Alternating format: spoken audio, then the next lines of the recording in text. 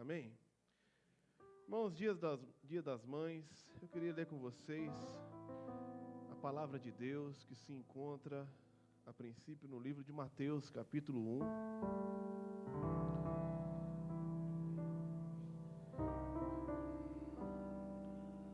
Mateus, capítulo 1, do versículo 1. Vou ler até o versículo 13 ou 14. E o texto diz assim, vou ler na NAA. Mateus 1:1 diz assim: Livro da genealogia de Jesus Cristo, filho de Davi, filho de Abraão.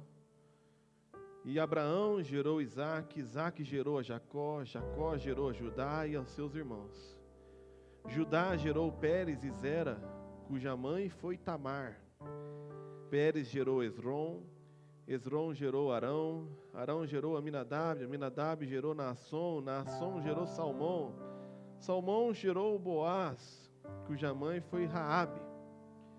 Boaz gerou Obed, cuja mãe foi Ruth, e Obed gerou Jessé. Jessé gerou o rei Davi, e o rei Davi gerou Salomão, cuja mãe foi aquela que tinha sido mulher de Urias. Salomão gerou Roboão, Roboão Abias, Abias gerou Asa, Asa Josafá, Josafá Jorão, Jorão a Uzias, Uzias gerou a Jotão, Jotão a Acás, Acás Ezequias, e Ezequias gerou Manassés. Manassés gerou Amon, Amon gerou Josias, Josias gerou Jeconias e seus irmãos no tempo do exílio da Babilônia. E depois do exílio na Babilônia, Jeconias gerou Salatiel, Salatiel Zorobabel, Zorobabel a Abiúbe, Abiúbe Eliaquim, Eliaquim a Azor, Azor a Sadoc, Sadoc a Aquim, Aquim a Eliúde, Eliúde a Eliazer, Eliazer gerou a Matã, Matã gerou a Jacó, e Jacó gerou José, marido de Maria, do qual nasceu Jesus, que se chama o Cristo. Palavra de Deus. Palavra de Deus, irmãos, fala que toda a Bíblia é inspirada por Deus e útil para o ensino, exortação, correção e edificação. A Bíblia está recheada de genealogias, e são essas que geralmente a gente olha e acha tão chato citar o nome de alguém que gerou não sei quem, que gerou não sei quem, e passa correndo. Livros como Levíticos, Números e essas genealogias do Novo Testamento, a princípio parecem não ter nenhuma utilidade. Mas quando Mateus quis colocar a genealogia no seu livro, desde o começo, assim como Lucas fez também no seu livro, o que ele tinha como objetivo principal era apresentar Jesus como o herdeiro do reino, do trono de Davi. Numa genealogia, segue de Abraão, passa por Davi e vai até José. Na outra genealogia, vai de Abraão até Davi, depois muda o caminho e vai até Maria. Pois o Evangelho está dizendo que Jesus é herdeiro do reino de Davi, seja por paternidade de pai, ou seja por sanguinidade, por parte de mãe. E eu queria trazer aqui, a princípio, algo maravilhoso e escondido nessa genealogia. O que Deus quis nos instruir ao colocar essa genealogia, além do fato de querer apresentar Jesus como rei? O que isso pode trazer a mim e a você, nesse Dia das Mães? Edificação, confronto, conforto, consolo, pelo Evangelho de Deus. Irmãos, nos tempos modernos existem pelo menos 3 principais correntes científicas que apresentam o motivo dos comportamentos humanos. Teorias que se alastraram pelo mundo, principalmente aqui no Ocidente, que tentam explicar para você por que você é assim, por que você age assim, por que você faz as coisas como você faz. A primeira de todas é a geneticista. A teoria científica que fala que no seu DNA, na sua genética, você carrega ali instintos, modos de agir que vêm de geração em geração, e que quando você nasce com determinada carga genética, isso lhe atribui determinados tipos de comportamento. Alguns dizem que até a psicopatia é uma herança genética. O seu temperamento, o seu comportamento, isso é fruto da herança que vem no seu DNA. Uma outra teoria é a teoria psicanalista, a teoria psicológica, principalmente fundada por Freud, que fala que nós fazemos as coisas como fazemos devido às pressões e induções psicológicas que sofremos na nossa pequena infância. Ele atribui principalmente todo o nosso comportamento como adulto à nossa relação com a mãe. Fala da síndrome de Édipo e fala de outras teorias do superego e do ego, e aquilo que aconteceu na sua infância atribui o seu comportamento. Então, se você é assim, se você faz as coisas assim, é porque você foi criado de tal maneira, porque você passou por determinado trauma. E existe uma terceira corrente, a corrente sociológica. Ela foi muito divagada por Karl Marx e depois por Rousseau, e fala que é o meio ao qual você está inserido interfere naquilo que você faz. Então, se você nasceu numa casa privilegiada, com um atributo, com uma família equilibrada, determinada classe social, você vai ter determinado tipo de comportamento. Mas se você é uma pessoa oprimida socialmente, financeiramente, mora numa favela, cresceu num lar desestruturado, sem acesso a recursos, então você vai ser levado a agir dessa e daquela determinada maneira. Mas por que eu estou falando tudo isso? Obviamente, irmãos, todas essas teorias têm o seu devido valor, têm a sua devida importância. Não podemos negar que a genética interfere na maneira como nós somos. Não é estranho ver uma pessoa que se comporta exatamente igual o pai, igual o avô, talvez alguém que nem conheceu. O meu avô morreu muito cedo, morreu quando eu era pequeno, e uma vez minha mãe me viu na sala deitado, sem camisa, com as costas no chão gelado para me refrescar, com as pernas encurvadas, e ela chegou e tomou um susto, porque ela falou que era exatamente assim que o meu avô se refrescava. Eu nem conhecia ele direito. Nossa, que susto, você parece o teu avô e se refresca igual ele. Maneira de falar, o jeito de rir. É natural e evidente que, de fato, a maneira como nós fomos criados, os traumas que tivemos na infância, interfere sim, na maneira como a gente se comporta. Se você teve uma família estruturada é uma coisa, se você foi abusado na infância é outra coisa. Se você teve um pai e uma mãe, agora se você foi abandonado, essas coisas interferem. E não podemos negligenciar, apesar das suas falhas, que de fato, socialmente falando, tem interferência sim. Tem interferência se você teve acesso à educação ou não, se você teve acesso a alimento de qualidade ou não. Mas aqui, irmãos, nessa leitura, nós vemos uma pessoa que rompeu e superou todas essas teorias. Eu estou apresentando a vocês uma pessoa que supera todas essas teorias, que supera todas essas condições. Eu estou falando para vocês a respeito de Jesus de Nazaré. Jesus de Nazaré supera todas as circunstâncias. Existe ainda uma quarta teoria não científica, mas popularmente aceita e divulgada, que é a teoria, vamos por assim, supersticiosa. Camuflada de espiritualidade, mas recheada de superstição. Você faz assim, acontece essa coisa com você, porque você é azarado. Porque goraram você. Porque tem uma maldição hereditária, está passando da sua avó, para o seu pai, para a tua mãe, tem que romper essa maldição. Você é assim porque você foi gorado. O teu nome está escrito na boca do sapo em alguma encruzilhada, com alguma farofa. As pessoas acreditam nisso. Semana passada eu brinquei com o pessoal aqui na igreja que eu tenho uma certa maldição, Antônio. É quase que uma coisa que me persegue. Eu não consigo mais perder nos esportes, irmão. Eu estou ficando preocupado, sabe? Eu tento perder, eu não vou. Vamos jogar vôlei lá, Rui. Não deu uma. E é cansativo, porque quem ganha fica, vai ficando lá, sabe? Tava chato. Os irmãos ficaram tão agoniados, Kaique, que criaram a segunda divisão do vôlei na segunda-feira. Então tem a primeira divisão no Sesc, o Antônio criou a segunda divisão lá na quadra. Nem chamaram eu, porque não quer mais perder. Não botaram no grupo. Aí ontem, irmãos, o Rafael, indignado com essa minha história, me chamou para jogar sinuca. Pastor, sabe jogar sinuca, Edgar? Vê se eu tenho cara de quem ficar lá, não. Chegou lá, falou, pastor, agora eu quero ver. Na mesa, na casa do Juarez. Aqui ele conhece cada buraco. Ele conhece a inclinação da mesa. Agora vai acabar com essa tua maldição. Falei, então tá bom, vamos lá. Como é que pega aqui no taco?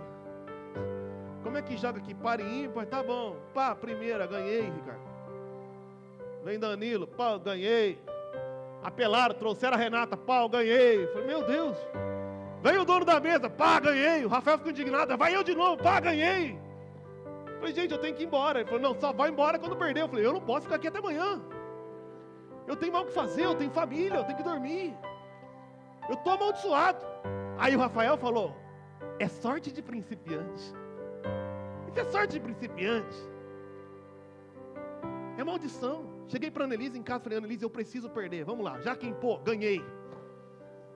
Parou ímpar, ganhei. Falei, estou amaldiçoado. Eu tenho a maldição de ganhar, cara. Eu estou procurando um esporte aí, alguma coisa. Vamos fazer alguma coisa. Se for corrida de 100 metros, será que com 115 quilos não perco? Mas a gente brinca, mas as pessoas no fundinho acreditam nessas coisas. Acreditam.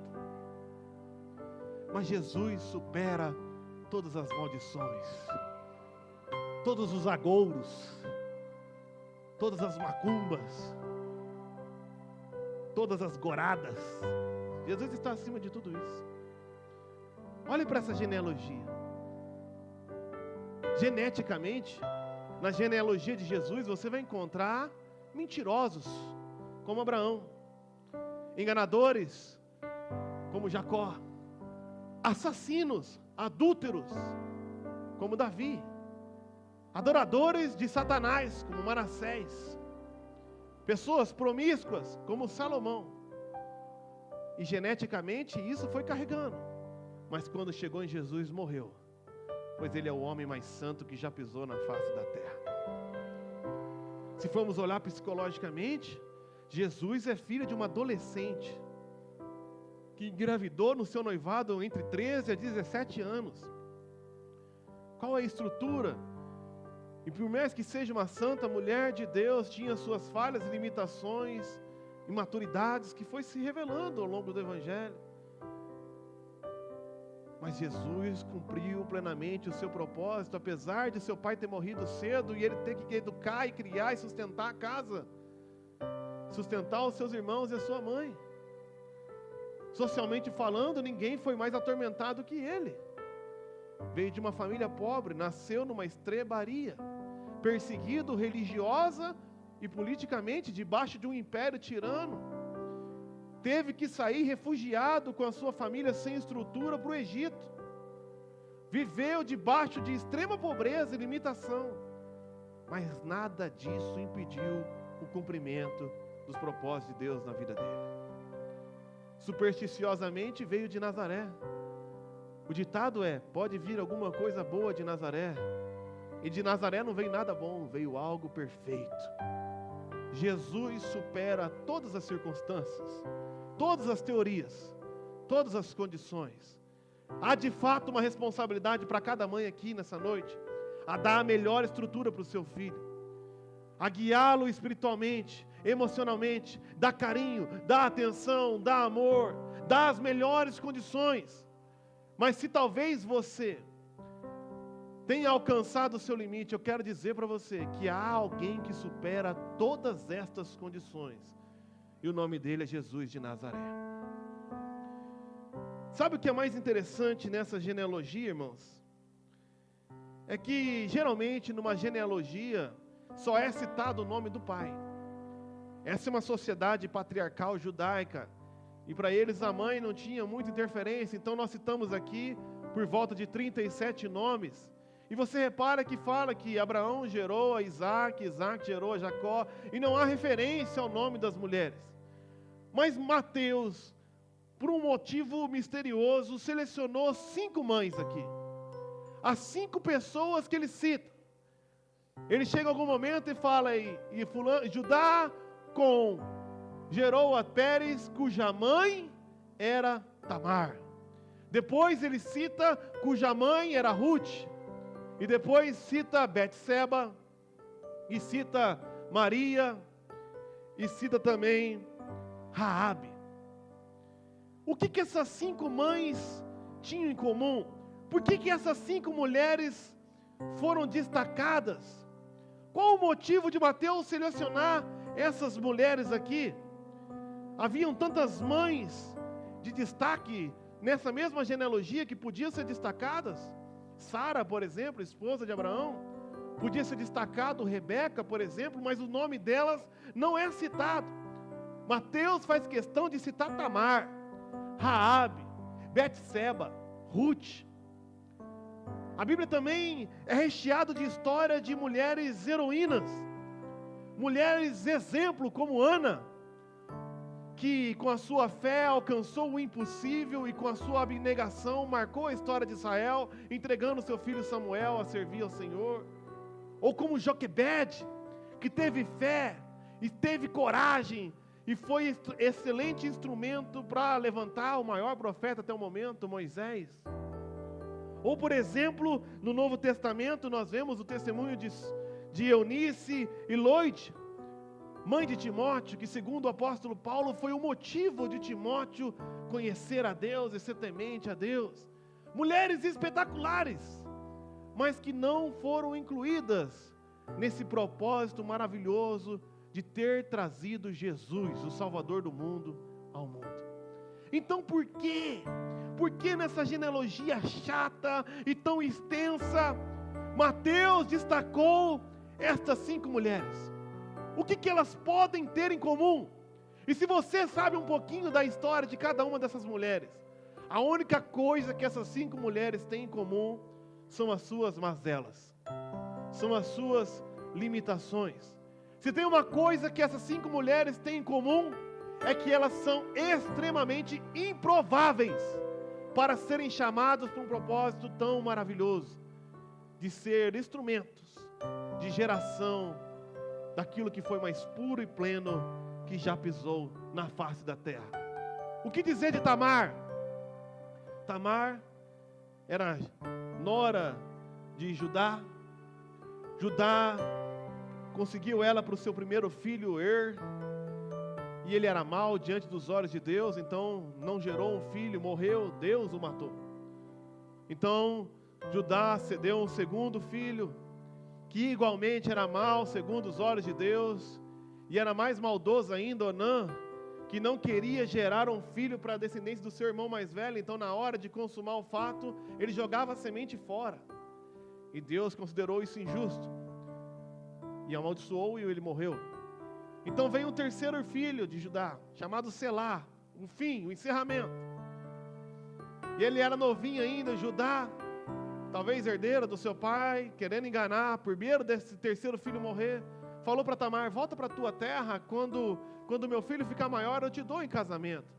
O menino ficou grande, Tamar percebeu que Judá não ia fazer nada, a esposa de Judá tinha morrido, e ela ficou sabendo que ele ia passar para uma outra cidade.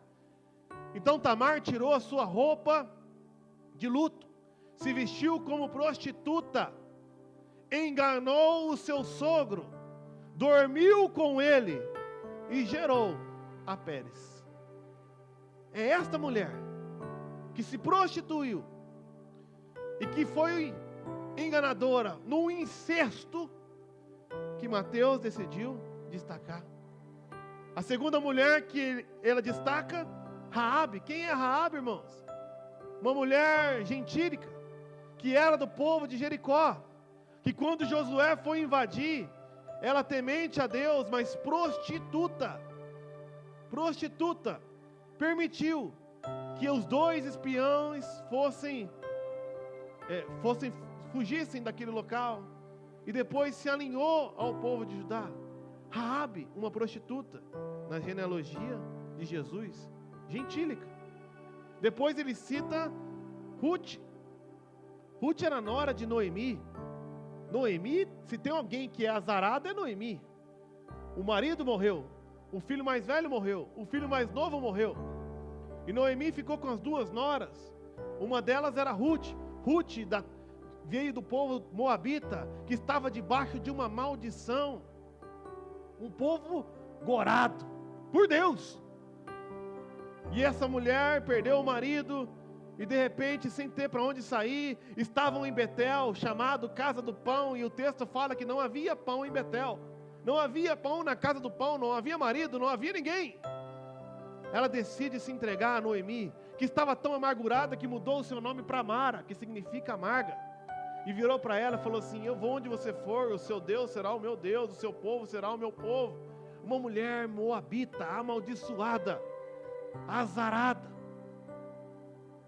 encontrou um outro homem, Eucana, e entrou na genealogia de Jesus. E essa outra que ele nem deu o nome.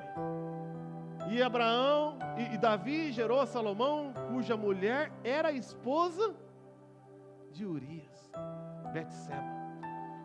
Uma mulher que, quando o marido estava na guerra, foi tomar banho nua às vistas do rei. Devia ser atraente, pois ele chamou ela para se deitar com ela e teve um caso com o rei por 1 ano. A expressão da queda, do declínio de Davi, quando as coisas começaram a declinar e desmoronar. Betseba. E era tão escancarado que depois eles armaram um esquema para que Urias fosse morto em batalha. E geraram um filho. O castigo veio, irmãos. A condenação veio. Esse menino morreu. Mas um segundo filho, chamado Salomão, entrou na genealogia do santo e justo Rei dos Reis. Até que apresenta a quinta mulher, Maria, mãe adolescente, engravidou do noivado, do Espírito Santo. Quem vai acreditar? Case com ela, José. Case com ela e fuja para o Egito. Qual estrutura uma mulher dessa tem? Qual maturidade uma menina de 13 anos tem para preparar o Rei dos Reis, o Senhor dos Senhores? Mas ela entregou a sua vida nas mãos de Jesus.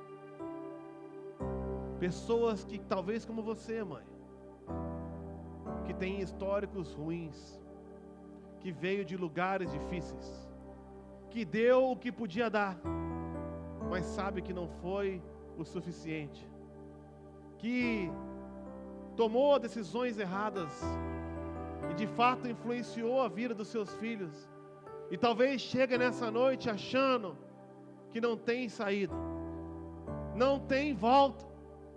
A psicologia fala, não tem volta. O caráter é formado até os 8 anos. Eu fui uma mãe desatenta, agora já era, minha filha tem 18, não tem como voltar. A genética é assim, a genética é assada e não tem como. A mãe era assim, meu avô foi assim, vamos ser assim também. Não tive condições de dar uma atenção maior, eu não tinha dinheiro, então eu tinha que trabalhar para dar educação. Ou eu dava dinheiro, ou eu dava atenção, não dei atenção, e agora o que eu posso fazer? Socialmente fomos afligidos, amaldiçoados, gorados. Vem para Jesus. Jesus supera todas estas coisas. Jesus supera tudo. Jesus supera todos. Todas essas mulheres, por mais debilitadas que fossem, experimentaram Romanos 8:28. Deus faz com que todas as coisas cooperem para o bem, para o propósito para o qual foram chamadas. Tamar errou, sofreu, mas cumpriu o seu propósito. Raabe se prostituiu, errou, pagou, mas cumpriu o propósito eterno. Ruth começou muito mal a vida, mas foi a avó de Davi, bisavó de Davi. E assim foi Betseba, e assim foi com Maria. E eu creio, irmãos, assim será na sua vida também. Nessa noite eu gostaria de refletir sobre uma mulher que estava numa situação genética, física caótica. Uma mulher que emocionalmente estava arrasada, socialmente estava excluída, espiritualmente estava morta. mas que decidiu ter fé e coragem, entregar a sua vida em Jesus, e experimentou o seu propósito, a sua redenção, a sua restauração. Abra sua Bíblia em Marcos, capítulo 5, versículo 24. Quero mostrar para você brevemente como essa mulher encontrou em Jesus restauração para suas mazelas físicas, emocionais, sociais e espiritual. Uma mulher que, devido à sua enfermidade, não podia cumprir o único papel social que aquela sociedade lhe permitia, o propósito de ser mãe. E se Deus restaurou a vida dessa mulher através da sua fé, eu creio nessa noite, irmãos, que Jesus vai restaurar a sua vida, a sua casa, a sua família, em nome de Jesus. Marcos 5, 24 diz assim: Jesus foi com ele. Uma grande multidão seguia Jesus, apertando-o de todos os lados. E estava ali certa mulher, que havia 12 anos vinha sofrendo de hemorragia. Ela havia padecido muito nas mãos de vários médicos, gastado tudo que tinha, sem contudo melhorar de saúde. Pelo contrário, piorava cada vez mais. Tendo ouvido a fama de Jesus, a mulher chegou por trás, no meio da multidão, e tocou na capa dele, porque dizia: se eu apenas tocar na roupa dele, ficarei curada. E logo a hemorragia estancou, e ela sentiu no corpo que estava curada daquele mal. Jesus, reconhecendo imediatamente que dele havia saído o poder, virando-se no meio da multidão, perguntou: quem tocou na minha roupa? Os discípulos responderam: o Senhor está vendo que a multidão o aperta e ainda pergunta quem me tocou? Ele, porém, olhava ao redor para ver quem tinha feito aquilo. Então a mulher, amedrontada e trêmula, ciente do que lhe havia acontecido, veio, prostrou-se diante de Jesus e declarou-lhe toda a verdade. Então Jesus lhe disse: filha, você foi salva porque teve fé. Vá em paz e fique livre desse mal. Palavra de Deus. O texto de hoje relata uma mulher rejeitada, desprezada, humilhada, mas que teve coragem e fé para encontrar em Cristo a superação para todas as suas más influências, genética, emocional, social, espiritual, e encontrou em Jesus o seu valor e o seu propósito. Uma mulher rejeitada, humilhada, desprezada. E por que ela era rejeitada, irmãos? Se você reparou, essa mulher estava no fluxo de sangue, não como é de costume, de 7 dias, mas já fazia 12 anos. 12 anos em menstruação. Na lei cerimonial judaica, quando uma mulher ficava menstruada, era considerada imunda. E tudo que ela tocava era imundo. Então, para que ela não amaldiçoasse a sua casa, a sua família, era-lhe recomendada pelos rabinos que ela ficasse reclusa num cantinho da casa. E ali ficasse pelos 7 dias. Esse era o tratamento religioso dos judeus, a interpretação dos rabis, a lei de Moisés. Mas essa mulher não estava assim por uma semana, nem por um mês, nem por um ano. Ela já estava há 12 anos. 12 anos sendo considerada imunda. 12 anos sem poder tocar e ser tocada por ninguém. A gente não sabe se ela era casada, mas se era casada, o seu marido não a abraçava mais, não a beijava, não a tocava. Se não era casada, nunca ia ser, pois nenhum homem podia tocar, nenhum homem podia abraçar, nem mesmo uma mulher, nem mesmo uma criança. 12 anos sem tato físico, sem carinho, sem afeto, sem acesso à sociedade, sem poder andar na rua, sem poder ir na igreja adorar, sem poder fazer a compra, se preocupando que todo lugar que toca é tratado como lixo, como imundo. Humilhação, desprezo, angústia, essa mulher chegou no fundo do poço. Essa mulher foi rejeitada assim, por uma questão física. Não havia cura, que lhe encadeou problemas sociais, problemas emocionais. Uma mulher completamente rejeitada, mas que teve coragem e fé. Teve coragem e fé. Ela não se apegou à tua situação. Ela não relaxou. Ah, eu nasci assim, eu cresci assim, vou morrer assim, Gabriela. Ah, eu sou amaldiçoado. Ah, não tem saída. Ela não relaxou. O texto fala que ela foi tentando, gastou tudo que tinha. Não ficou relaxando em casa. Pegou os recursos e tentou, não conseguia, mas ela tentou. Ela fez o que podia, mas ainda piorou. Mas não desiste. Ela era corajosa. Ela era persistente. Não se abraçou aos seus dilemas emocionais. Ah, ninguém me toca, ninguém me abraça, ninguém me considera. Ela não quis saber.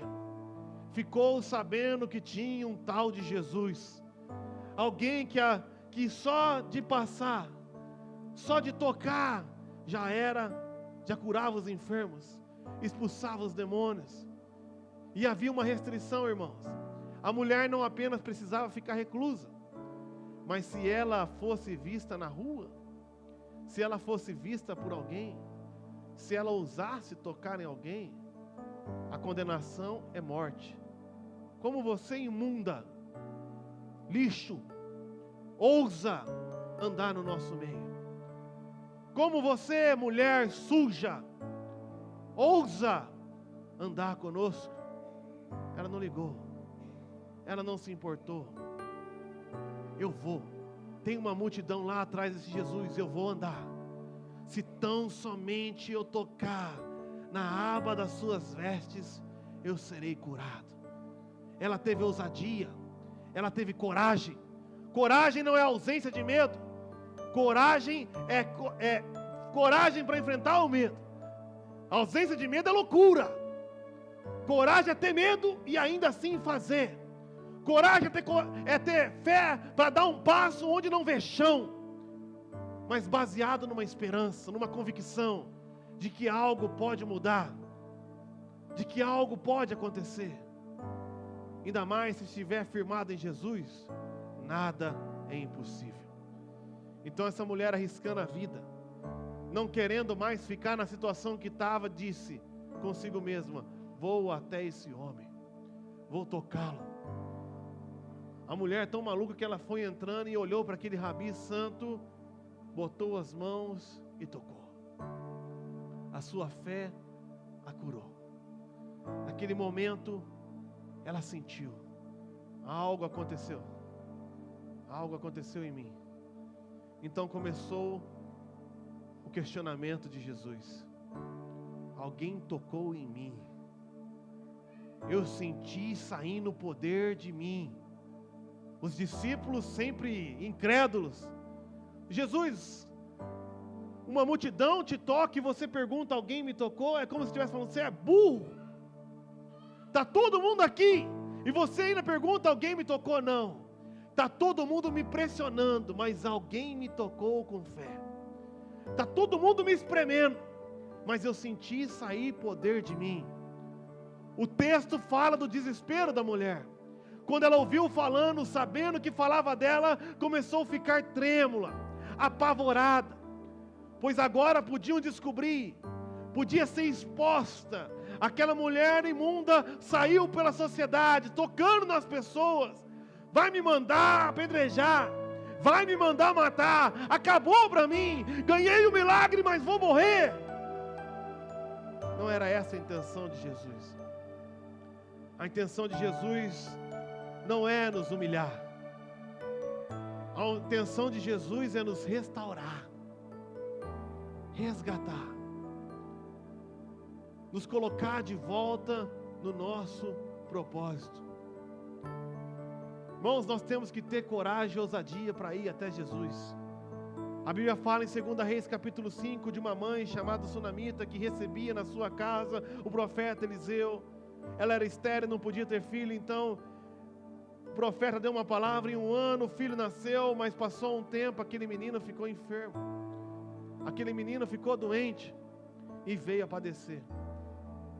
O texto relata que ela viu aquela situação e nos traz pelo menos 3 ensinamentos para quando nós estamos em lutas, para onde alcançar a saída. O texto fala que a mulher deixou o filho morto no quarto e fechou a porta. Fechou a porta. O marido perguntou onde ela estava indo, ela não falou, meu filho morreu, ela falou, vou adorar o Senhor, vou ao Monte Carmelo adorar o Senhor. Fechou a porta. Hoje em dia nós não fechamos a porta, nós abrimos a janela. Nós vamos no Facebook, no Instagram, que é a janela da nossa vida, e fica lá lamentando, fica lá mandando indireta, fica lá choramingando. Ah, a minha hora vai chegar. Ah, quem não me deu valor, agora vão ver. Ah, eu só queria ter amigo, mas ninguém me aceita. E fica expondo o seu problema, numa tentativa camuflada de ganhar o socorro, o apoio, os confetes de alguém. Fica contando para todo mundo o seu problema, porque não entendeu que você disfarçadamente tem mais fé no amiguinho, na mãe, no tio, do que em Jesus. Como estão as coisas? Ah, tá terrível. Olha aqui meu problema, eu não quero saber do teu problema. Expõe para o mundo inteiro, expõe para os amigos que nem são teus amigos de verdade. A Sunamita fechou a porta.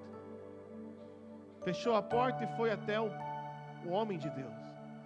Quando o homem de Deus mandou o seu servo Geazi, pergunta para ela, vai tudo bem?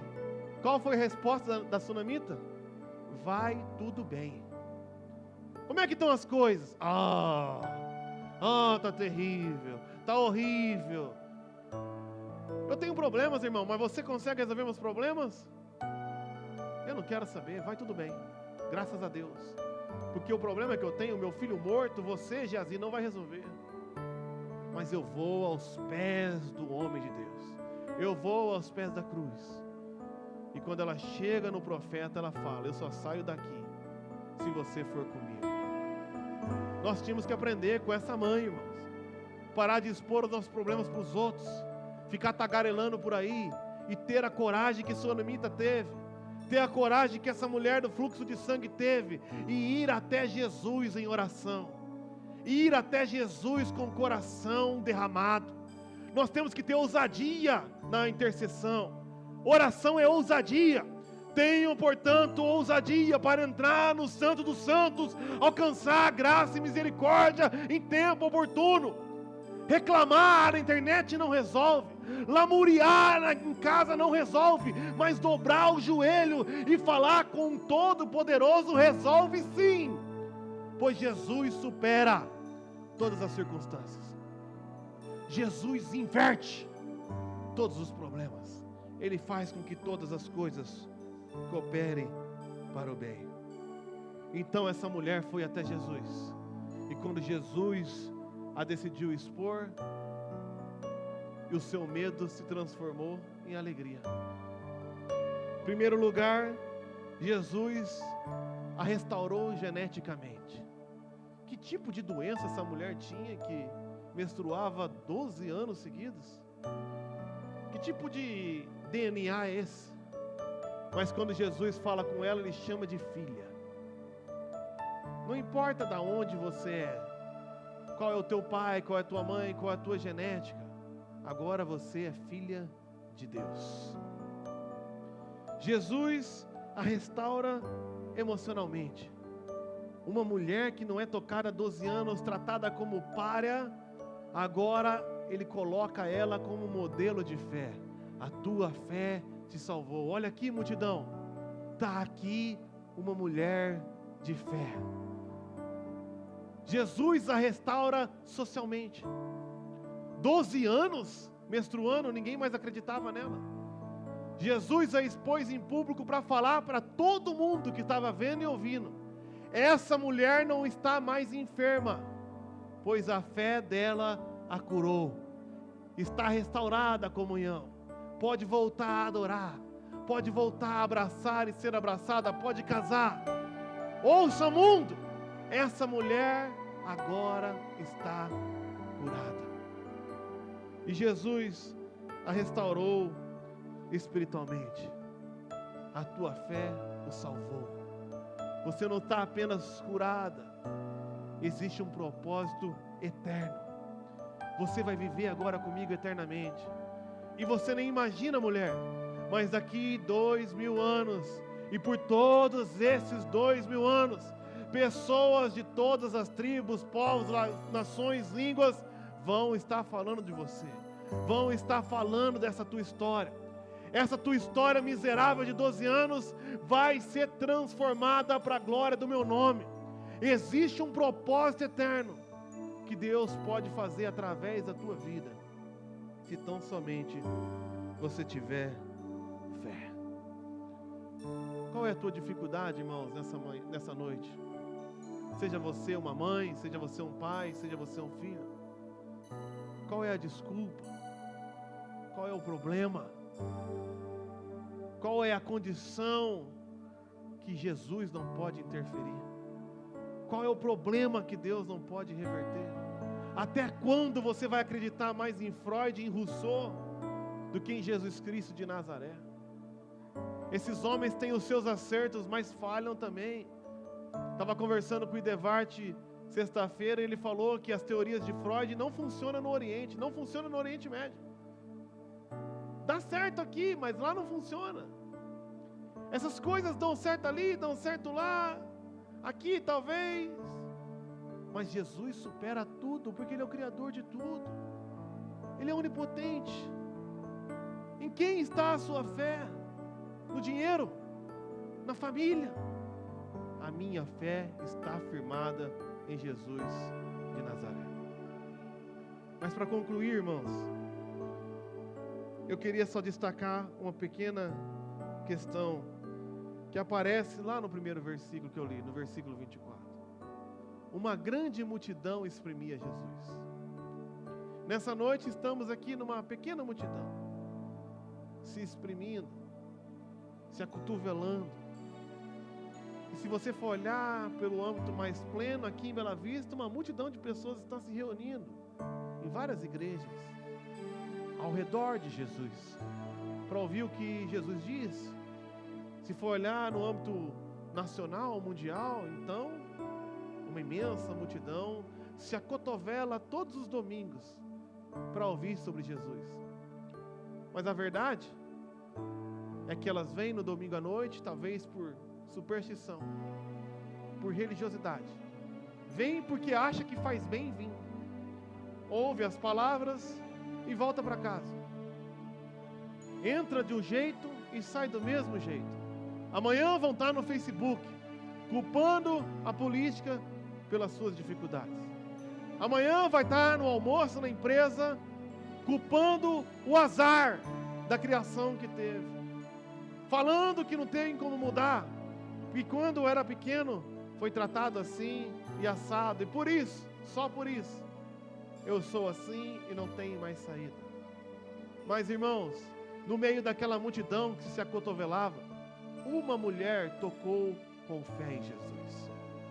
E desse toque saiu o poder que transformou. A minha pergunta para você nessa noite é: você veio aqui se acotovelar em volta de Jesus? Ou você quer tocar nele com fé? Você quer acreditar e crer de todo o seu coração e se lançar e apresentar as suas mazelas a Jesus? Ou você quer se apegar às circunstâncias, a condições, a teorias? Eu não vejo outra escolha para mim.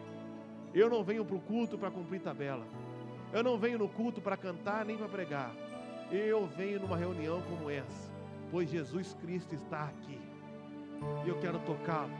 Eu quero ver aquilo que olhos não viram, ouvir o que ouvidos não ouviram, sentir o que jamais penetrou no coração de homem algum, experimentar o impossível, viver o improvável, não porque eu sou alguma coisa, nem porque eu posso, mas o meu Deus sabe de tudo e pode tudo. Ele é poderoso para fazer infinitamente mais além de tudo aquilo que pedimos ou pensamos, segundo o seu poder que opera em nós.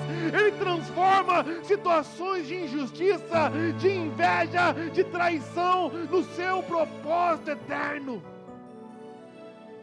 Ele usa Tamar, ele usa Raabe, ele usa Ruth, ele usa Betseba, ele usa você, ele usa eu. Nosso Deus é poderoso, o nosso Deus é soberano, Ele sim é invencível, inigualável, hoje e para sempre. Teu é o reino, tu é a glória. Sabe por que Deus usa pessoas improváveis? Para que não dividir a glória dele com ninguém. O que Ele espera de você? A fé. A fé. Para acreditar, para correr, para acreditar no improvável, para tocar nele e viver o impossível. Eu estou com essa fé. Nós vamos viver o impossível nessa cidade aqui. Tem gente que não acredita, e eu repito essa frase desde quando eu cheguei: quem crê verá, quem não crê vai assistir, porque Deus vai fazer. Para terminar, quando eu estava namorando a Renata, irmão, vocês já repararam, né? A Renata se arrumou pro Dia das Mães, Edgar. A Laura falou assim: mãe, você não parece uma mãe, você parece uma adolescente. O ego da Renata, que já é aqui, já foi.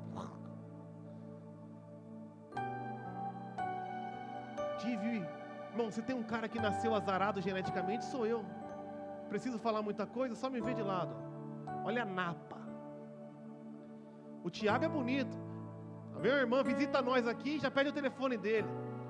Irmãos, o Tiago não vai casar com ninguém, sabe por quê? Ele é o nosso missionário. Ele atrai a mulherada, entendeu? Se o Tiago casar, acabou para nós. Então o Tiago nasceu abençoado por Deus, mas eu nasci amaldiçoado com o nariz lazarento, 2 taturanas na minha cara. O meu sogro falou que na fila do céu, quando acabou a sobrancelha, Deus pegou 2 taturanas de jardim e botou na minha cara. Gorado, irmão, zoado. Mas um dia, uma pessoa muito trouxa e muito bonita decidiu me beijar. Eu tinha 20 anos, não tinha beijado ninguém. Na escola os caras falaram assim: todo mundo aqui vai casar, menos o Mateus. Olha, só olhar pra cara dele. Você duvida, irmão? Vou mandar umas figurinhas que o maldito do Joel fez dos meus tempos de adolescência. E essa tonta me beijou. Ela me beijou, eu pedi em casamento, irmão. Eu pedi em casamento. É lógico que não casou, eu era um pobre, porque além de tudo, pobre. Eu chamei a Renata na primeira vez para sair em Londrina, Reinaldo, numa pizzaria na JK. Chegou na hora de pagar, faltou R$1,50. Não estou mentindo, não estou contando piada. Eu fui no sinaleiro, com a Renata na esquina e falei: eu trouxe a minha namorada de fora, faltou R$1,50, me dá uma moedinha para ajudar. Eu não sei quem é mais trouxa, se é eu que fui fazer isso ou a Renata que viu isso e continuou namorando comigo. Eu juntei R$25 de dinheiro do ônibus da universidade e levei ela para comer na Gleba Palhana. Falei para ela: escolhe o que você quiser do cardápio. O lanche mais barato era R$20, no seco. E Mateus, tá muito caro aqui. Falei: não, pode comer o que quiser. E assim, ó, cruzando os dedos para ela pegar o mais barato. Ela: e você, Mateus? Eu estou de jejum. E ela sentiu que eu não estava de jejum, eu só estava pobre. Eu acho que eu não vou beber nada não. Não estou com sede. Foi assim que a gente namorou. Eu namorei juntando dinheiro do ônibus para comprar aquele cartão da Sercontel de 40 unidades. E ligar no orelhão, quarta-feira, depois da meia-noite, porque é quando durava mais. Mas era bem a hora que passava os caras do lixo. E os caras eram meio esquisitos, porque eles ficavam me assediando toda vez. Falando, na próxima quarta eu te pego, menino. E eu estava lá, meu Deus, alguém vai casar comigo antes do meu casamento. Mas eu ficava lá falando com a Renata. Mas irmãos, eu namorei essa mulher por 4 meses, vendo ela uma vez, 2 vezes por mês. E você sabe, né, irmão? 20 anos, uma mulher gata dessa. Eu dei uns 3 beijos, começou a formigar uns lugares. Poxa, um negócio assim. Falei, meu Jesus, vai dar certo esse negócio não. E eu li na Bíblia, é melhor casar do que arder de paixão. Eu virei para Renato e falei o seguinte, Renato, eu creio na palavra de Deus. Esse negócio não vai dar bom não. Quer casar comigo? Sem emprego, sem casa, sem carro, pai pobre, mãe pobre, vô miserável. Atronta, quero. Então escolhe a data, 8 de dezembro. 8 de dezembro. Isso era em junho. Então em dezembro nós casamos. Agora eu vou falar para você, Renato. Se Deus é por nós, então pega a tua lista e eu quero que você coloque tudo que você quer no teu casamento. Aí é que hora entra a ousadia de cara. Casar, você acha que é ousadia? Eu quero que você coloque as coisas que você vai ganhar na tua casa. Mas você vai botar a cor. A gente tem esse papel em casa até hoje. Se você quiser, eu mando a foto no grupo. E ela começou a colocar, eu quero armário, tabaco com branco. Rack, tabaco com branco. As coisas na cozinha eu quero verde e laranja. Eu quero uma rack assim. No meu casamento, eu não quero aquela disputa por pão com carne moída, não. Eu quero buffet de carne com garçom. E eu olhei para aquilo, quase vomitei, de medo, e falei, tá feito, dá licença. Meu sogro era um homem, gente boa pra caramba. Chegou para mim, mês 7, tá aí, Mateus, o que você tem? Não tenho nada, só tenho a fé. Desempregado. Mateus, mês 8, tá aí, o que você tem? Não tenho nada, mas eu tenho tudo, porque eu tenho a fé. Mateus, mês 9, cadê tua lista? O que você tem? Eu tenho tudo, seu Davi. Por quê? Arranjou um emprego? Não, eu arranjei fé para crer no Deus do impossível. Então no mês 10 alguém me ligou, Mateus, comprei um armário para você. Eu falei, não faz isso não. A Renata quer a cor exata. Fui olhar o armário, abri, tabaco com branco. Mateus, tem uma rack para você, que eu mudei de casa, acabei de comprar, mas não coube na casa nova. Você quer dar uma olhada? Eu falei, me desculpa, eu posso até ver, mas a Renata quer uma rack específica, tabaco com branco. Fui lá ver a rack, irmão. Tabaco com branco. E as coisas foram acontecendo. No dia do casamento eu não tinha dinheiro, nem refrigerante, nem bebida. E a bebida é estratégia para encher o bucho dos outros com coca, para não comer muito. Mas faltando 2 horas para o casamento, chegou um freezer cheio de refrigerante. E eu não sei, irmãos, a gente não tinha estrutura, a gente não tinha maturidade, a gente não tinha experiência, eu não tinha emprego. Mas no dia... quase que eu falei, 8, graças a Deus. 8 de dezembro de 2007 eu casei. Porque eu depositei a minha fé em Jesus. E faz 15 anos que nós estamos aqui. 15? Quase. Qual é a desculpa? Sem fé é impossível agradar a Deus. Mas para quem tem fé, tudo é possível. Ele reverte o social. Ele reverte o financeiro, Ele reverte o emocional, os traumas de infância, Ele reverte a genética, Ele reverte porque Ele é o Criador de tudo, e pode tudo em todos. Deus não faz acepção de pessoas, Ele faz acepção de atitudes. Tem fé? Deus vai fazer. Coloque-se de pé. Nós estamos agora como igreja, irmãos, dando um passo de fé. Eu quero que vocês estejam orando por nós. Amanhã nós vamos ter uma reunião, se Deus quiser, com um lugar de um novo barracão, que cabe 3, 4 vezes mais pessoas que nós temos aqui. Tem gente que se preocupa, mas eu falo para vocês, nós temos Deus, amém? Mas para que um lugar 4 vezes maior se não tem 4 vezes mais pessoas? Como não tem? Tem 14 mil pessoas que ainda não conhecem a Jesus nessa cidade. Eu não sei como é que nós vamos fazer para botar as 14 mil nesse prédio que só cabe 400. Mas nós vamos encher aquele lugar para a honra e glória do nome de Jesus. Pois o nosso Deus é o Deus do impossível. Mas feche seus olhos agora. Mãe, qual que é a tua condição? Qual é o teu medo? Talvez você não teve uma boa mãe e acha que não deu a educação que devia. Talvez você não tinha um apoio financeiro, gastou todo o seu tempo trabalhando para dar o melhor para os seus filhos, mas emocionalmente não foi o suficiente. Talvez você não teve o discernimento espiritual e agora vê os seus filhos, as suas filhas, os adolescentes afastados de Deus. E a ciência fala que não tem volta. A cultura fala que não tem volta. Eu quero dizer para você, essa mulher foi curada imediatamente. Se Deus quiser, Ele muda tudo agora. Hoje. Com uma palavra. Deus é um Deus de processo, mas às vezes Deus faz no de repente.